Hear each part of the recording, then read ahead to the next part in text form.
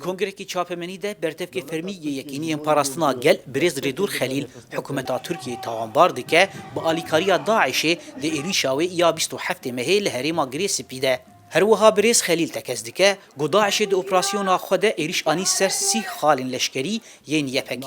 Sê êriş ji wan ji xaka Tirkiyeyê pêk hat. û bi alîkariya artêşa Tirkiyeyê êrişa Daişê bi armanca birîna riya navbera Kuban û Cezîrê û kontrolkirina Girêsipî bû. Ev operasyonekî navendî bû, merkezî bû bo gijaliyê rêxistina Daişê ve hatibû organize kirin. Hem wilayeta Helebê, hêzên wan ê wilayeta Helebê, wilayeta Raqqa, wilayeta Dêra Zorê û em dikarin bêjin wilayeta Tirkî jî di nav de cihê xwe girt. Li gorî YPG got êrişên Daişê ji du aliyan pêk hat. Yek ji aliyê Başûrê Girêsipî û a din jî ji milê Bakurê Girêsipî ye.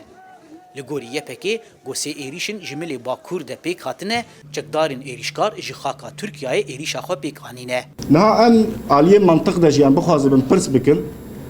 Ev grupa goghata kete nastel de ji kwî derê hat? Ji ber nemumkine di nava 6 kilometre derbas bibênin têkeve nastel de û li nastel jî piştê ve li yekîneyên me bixîne. Evaya pir eşkere dikê gog ji aliyê Tirkiye ve hatine. Bêguman ev şîrove feqet li beramberî wê jî insanên gog bi çav dîtine, şahidên gog bi çav dîtine, grup çawa ji Tirkiye derbas bûye.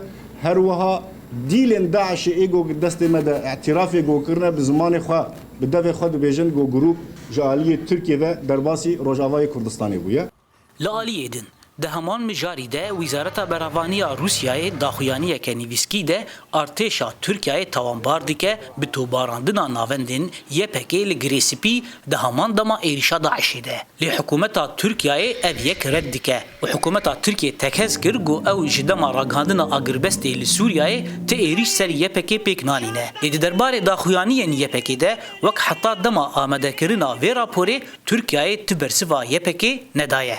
Di encama êrişên Daişê de 23 sivîl û 43 şervanên YPG jiyana xwe ji dest dan. Li gorî hîn jêderên leşkerî got balafirên koalîsyona navnetewî nêzîkî 5 derbeyên li terorîsta dan. Hêjaya gotinê got Daişê filmeke ser malperê xwe belav kir.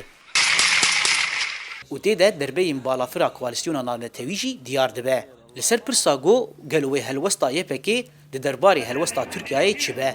Brez Khalil bersivê dide û dibêje em nakevin xefka Tirkiyeyê de. Ew bû gog em di cebheyên dîtir li hemberî Daişê de zeîf bikevin, bi Tirkiye re mijûl bibin, Daişê jî di wê ortê de bi hêz bibe, xurt bibe û berfireh bibe. Feqet bêguman ev tehrîkên Tirkiye em zû bi zû nakeve denê. Hêjaya gotinê got hêza Daişê ya êrişkar ji nêzîkî 400 xwekujeran pêk dihat. Beşeke ji êrîşkeran ji zarokên got bi navê Eşbar el Xîlafa pêk dihat yên got temenê wan di navbera 16 û 18 salî bû. Zana Omer dengê Amerîka serê kaniyê.